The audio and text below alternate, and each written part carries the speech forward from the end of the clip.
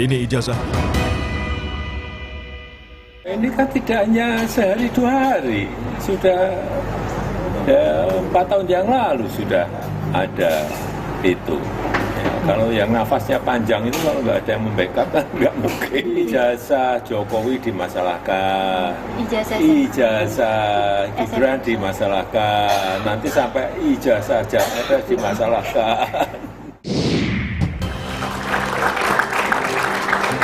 Itu adalah respon dari Presiden Jokowi soal ijazah yang dipersoalkan.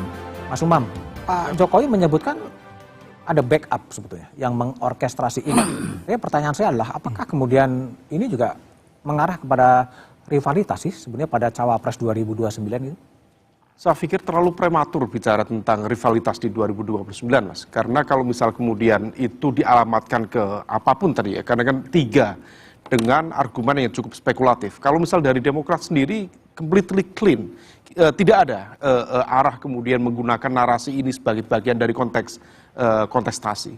Nah oleh karena itu kalau misal kemudian memungkinkan, alangkah lebih baik memang tadi disampaikan oleh Mas Uki, kita sangat setuju segera lakukan kemudian pembuktian-pembuktian yang jauh lebih kredibel dan itu akan menyelesaikan hal-hal yang jauh lebih yang kontroversi ini lebih cepat. Nah oleh karena itu apa yang disampaikan oleh Pak Jokowi tadi, saya pikir itu menjadi sebuah seruan, terutama bagi teman-teman di PSI atau mungkin dari Pak Jokowi keluarga sendiri. Kalau misal kemudian itu bisa diselesaikan dengan cepat, saya pikir akan jauh lebih besar manfaatnya untuk demokrasi, untuk pendidikan politik, dan saya pikir kita menunggu itu semua.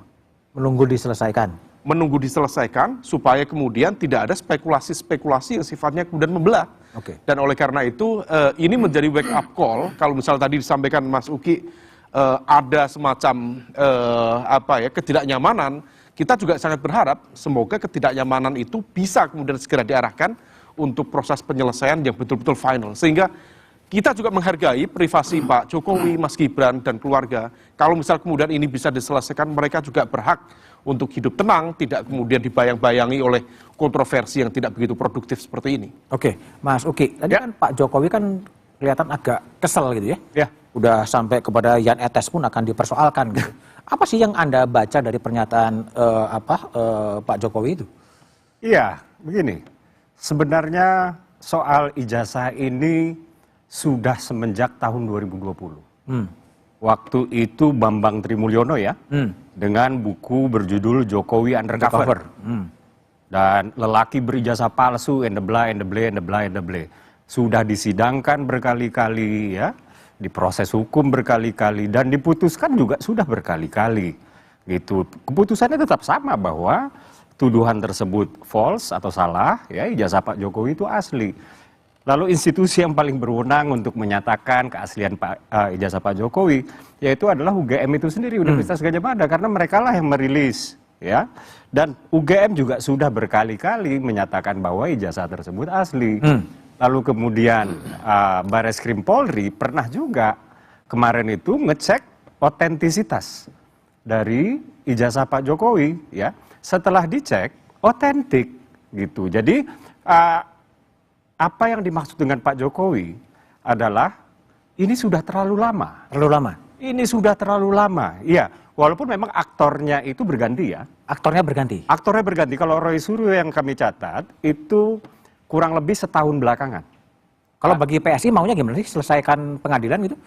Jadi satu hal yang pasti ya, Pak Jokowi itu tidak akan mengganggu orang lain. Tapi ya, jangan diganggu-ganggu terus, gitu.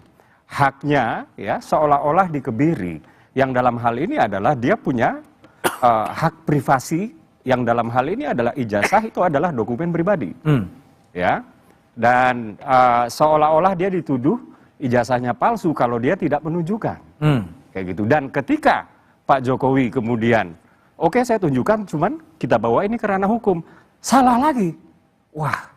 Ini presiden ke-7 adalah presiden yang memenjarakan rakyatnya. Kan? Padahal kalau kita bayangkan ya, 4 tahun bahkan sekarang menjadi 5 tahun ya, ijazahnya dipersoalkan terus. Ini udah kesabaran tingkat dewa ini. Kalau saya digituin terus, paling 3 bulan 4 bulan saya tahan. Terus ngapain? Kalau langsung saya tuntut juga lama-lama. Oh, tuntut. Pak Jokowi ini kan, kalau dengan Roy Suryo ini sudah kurang lebih setahun lah ya. Itu baru dilaporkan ke polisi terkait dengan pencemaran nama baik. Jadi justru yang ingin dilakukan oleh Pak Jokowi dalam hal ini dengan beliau melaporkan ke polisi adalah membuka seterang-terangnya ijazah tersebut. Dan Pak Jokowi juga ya pada saat melaporkan ke polisi membawa ijazah yang asli loh. Membawa ijazah yang asli loh. Jadi mohon maaf ya, saya menyebutnya ini adalah kebodohan yang jahat. Kebodohan jahat lagi ya? Kebodohan yang jahat. Kita menjadi seperti orang dungu yang mempersoalkan hal yang sangat tidak produktif. Bangsa lain sudah berpikir untuk tinggal di planet lain. Elon Musk misalnya ya. Atau Eropa sudah berpikir menjadikan mobil listrik itu industri yang mereka kuasai. Kita ngomongin ijazah. Kita masih ijazah palsu.